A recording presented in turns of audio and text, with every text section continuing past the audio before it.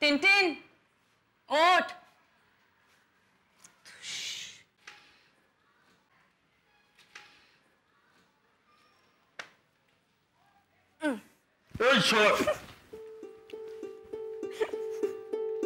কি হচ্ছে কি ঝিনুক? এটা মানুষকে শান্তিতে ঘুমাতে দেখলে তো গায়ে ফসকা পড়ে না? এটা একটা ভদ্রলোকের বসার ঘর, এখানে এত বেলা পর্যন্ত ঘুমানো যায় না। ঘুমানো যায় না মানে? রোজ নতুন নতুন নিয়ম তৈরি হচ্ছে। ঘোড়া যখন ঘুমোয় রোজ দুপুরবেলা অব্দি। এই থামবি? কেন শুধু শুধু ওর নামে তুই নিন্দে করছিস? দেখ কি লক্ষ্মী ছেলে, কেমন ভোরবেলা উঠে বসে আছে।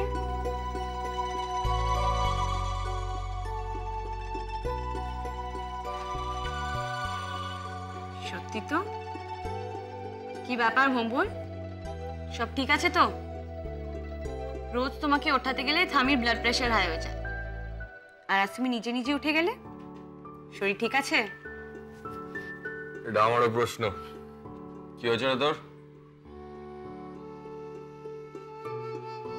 কি হলো, কিছু বলছো না যে? ভূতে ভূতে ধরেনি তো? কাল সারা রাত বোধহয় একটা ঘুমায়নি। সে কি? কেন? কি করে জানবো? একটা লাথি মারেনি, ভাবতে পারছিস?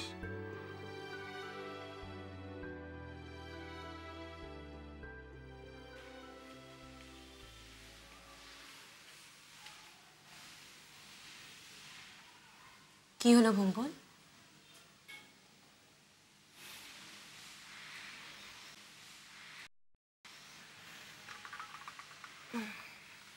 আমায় বলবে না?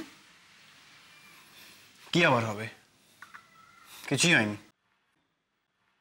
ও বলবে না? আমি বলছি চাটা দে তো।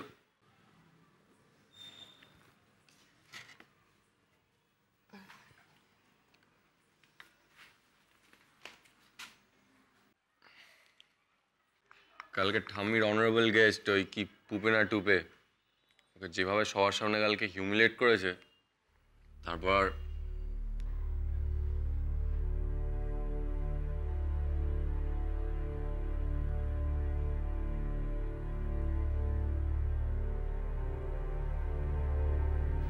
এসব ওদের রক্তে আছে।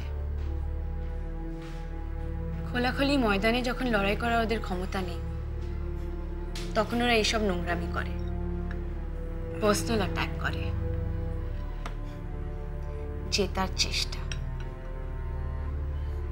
নিখিলেশ দেব সোনার তরীতে আমার একা পেয়ে যে ব্যবহার করেছিল, তার ভাইজি কাল ভুম্বলের সাথে ঠিক একই জিনিস করল। এতে এত ডিস্টার্ব হলে কোনো লাভ নেই ভুম্বল, ওরা এরকমই করবে। ইনফ্যাক্ট আমি তো ওকে একটা উচিত শিক্ষা দিতে চেয়েছিলাম, তুমি আমায় আটকালে। এই টিনটিন না, বলছিলাম বাসি খিচুড়ি আর পায়েস কেমন খেতে হয় জানো? অমৃতের মতো। এখানে বাজে কথা না বলে চলো না, দিদি ঠাম্মি কালকের বেঁচে যাওয়া ভোগগুলো কোথায় গুপ্তধনের মতো লুকিয়ে রেখেছে খুঁজে বার করি। চলো না, কি দেখছো? চলো চলো চলো চলো, রাখো, চলো।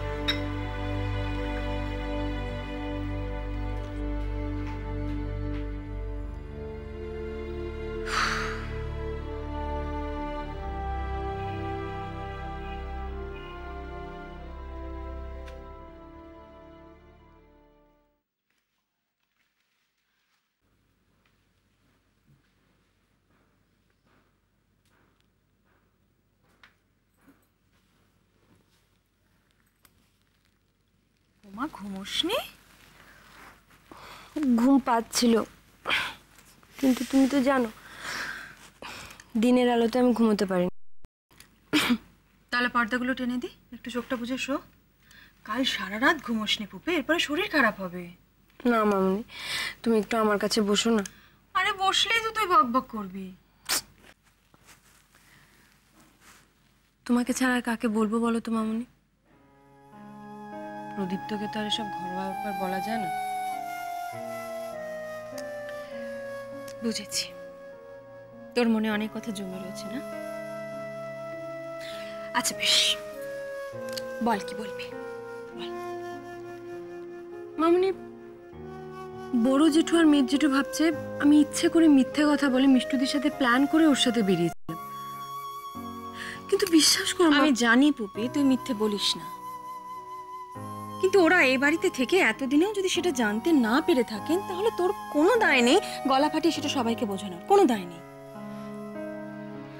জানি না মামনি, আমার কেমন একটা অস্থির লাগছে। আসলে তোর মধ্যে ভালো মেয়ের ইমেজটা এত বেশি করে রয়েছে না, কেউ একটুও খারাপ কথা বললে অন্য যে কোনো কারোর থেকে তোর আর একটু বেশি খারাপ লাগে। মামনি, তুমি তো মিষ্টুদির মতো করে বলছো। কেন ভুল বললাম?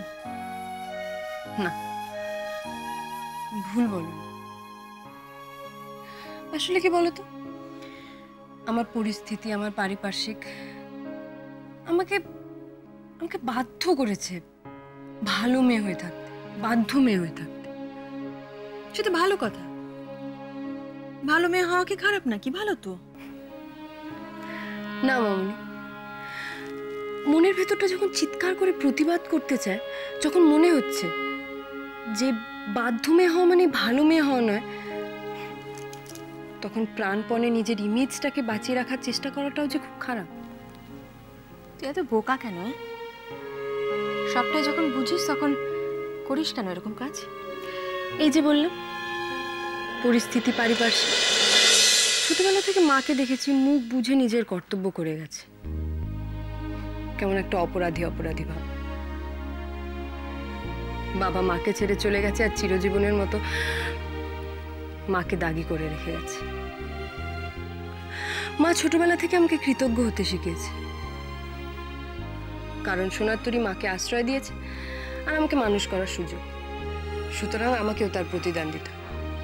চিরজীবন ভালো মেয়ে, ভদ্র মেয়ে, বাধ্য মেয়ে হয়ে থাকতে হবে। বাকিরা যে যা খুশি করুক, প্রাণ থাকতে সোনার তরীর ঐতিহ্য, সোনার তরীর সুনামের মধ্যে একটা দাগ লাগতে দিতে পারি না আমি। একটা কথা বলি তোকে পুপে, তুই এখন বড় হয়েছিস তো, তুই কি একটু বুঝতে পারছিস যে তোর মা এতদিন যেভাবে নিজে ভেবে এসেছে বা তোকে যেভাবে বুঝিয়েছেন সেটা কিন্তু ঠিক নয়। এই সোনার তরীতে আমাদের সবার যতটুকুনি অধিকার আছে, তোর এবং তোর মায়েরও ঠিক ততটাই আছে, একটু কম নেই, এক চুলও কম নেই সেখানে। যুক্তি দিয়ে সবই বুঝি জানো মামনি, কিন্তু যখন দেখি ঠাকুরদার শরীর ক্রমশ ভেঙে যাচ্ছে,